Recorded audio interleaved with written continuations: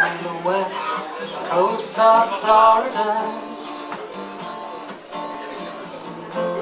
in a decent shelter from hurricanes and storms, but it won't take the pain away when it comes. It won't take the pain away. Par hasard, par nécessité, je me suis retrouvée dans une porcherie industrielle. Le choc a été rude. Voir ça quand on n'est pas préparé, enfin il y a 20 ans, c'était il y a 20 ans, donc oui, j'étais complètement saisi, horrifié, et c'est vrai que ça a décidé de toute la suite de ma vie.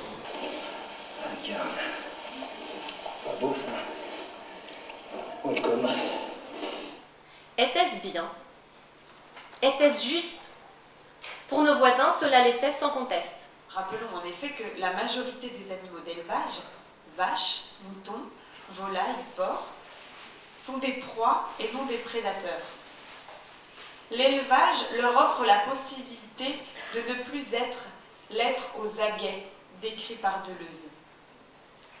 Quiconque a rencontré des vaches ou des moutons dans une étable a pu s'apercevoir que ce qui caractérise les animaux d'élevage est au contraire une grande quiétude. La vraie question, c'est ce que vous dites, c'est est-ce qu'on veut vivre avec des animaux ou pas? C'est ça la vraie question. Je pense que c'est un moment assez extraordinaire, qui n'est jamais arrivé avant, où on peut constater qu'on construit une société où tous les animaux vont être exclus.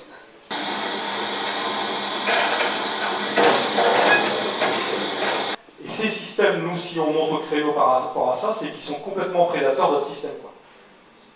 Demain, moi, j'ai 40 vaches laitières, j'ai 60 chèvres, on est à 4 sur la ferme.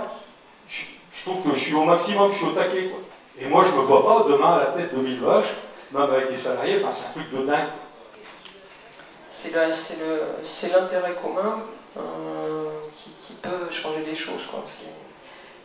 Que les éleveurs sont responsables de leurs animaux et tout ça, mais qu'en fait, c'est pas, ils n'en sont pas eux seuls responsables, que les consommateurs se rendent compte qu'ils sont responsables de ces animaux aussi. Allumez-vous. Éteindez-vous. Allumez-vous. Allumez-vous. Éteindez-vous.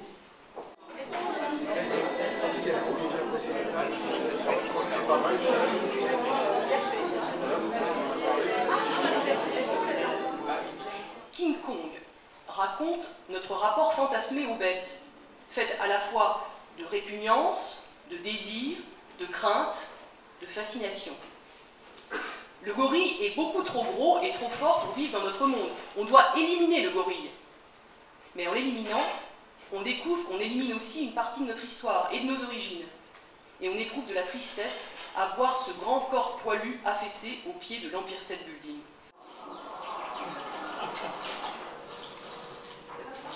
Fuck les faucons. Fuck the fuck. Les furets, les fouines, les fausses souris, les phinophéros, les papillons. Il existait en 2000, et ces dernières poussières, 1 million d'espèces menacées et une espèce menaçante. Saurez-vous la retrouver? Bon, on dit disparition, extinction, mais bon, n'allez pas croire que vous disparaissez comme ça, les espèces. De qui que vous disparaissez? De nous. De qui que vous vous éteignez? Ben de nous, de moi. Tirez-vous de me, les teigneux.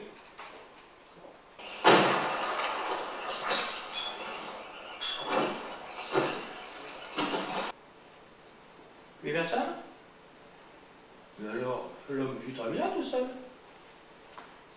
L'homme vit très bien, tout. L'homme vit très bien. L'homme vit très... Chez Jacques, on trouve cette phrase « La bestialité est le propre de l'homme ».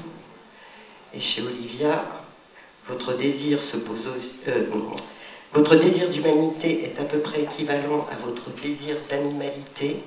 En réalité, il est absolument impossible de les distinguer. Vous avez peur.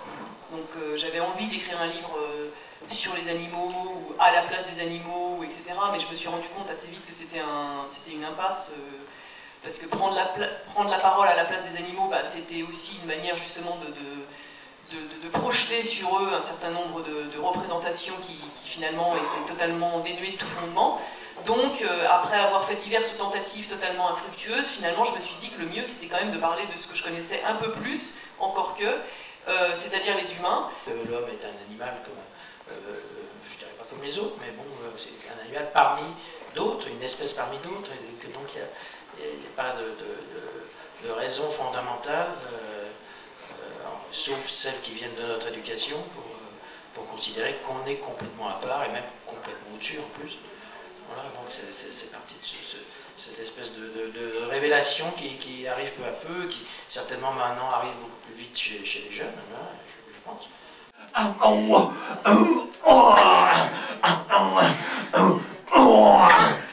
Avec Ariane, on a été boire des coups, de nombreux et multiples coups.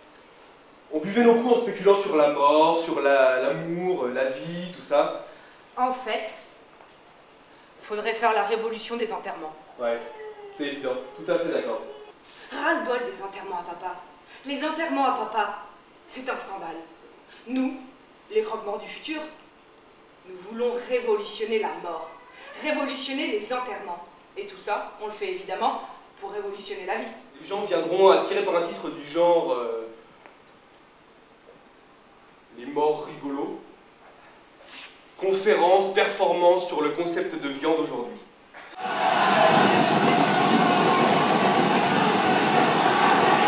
Je sais pas, alors en lisant vos deux livres, j'ai pensé à, je sais quoi, c'est de la poésie, c'est du... Comment vous définiriez vous, ce que vous faites, votre écriture, par rapport à... Au début, il y a une énergie, un truc que j'ai dans la tête, je sais pas d'où ça vient ni pourquoi c'est là, c'est juste une énergie, une espèce d'envie de dire, quoi. Et donc j'imagine que le langage, je le fais à partir de ça. Je cherche jusqu'à ce que je sois contente que ça corresponde à ce que j'avais envie de faire.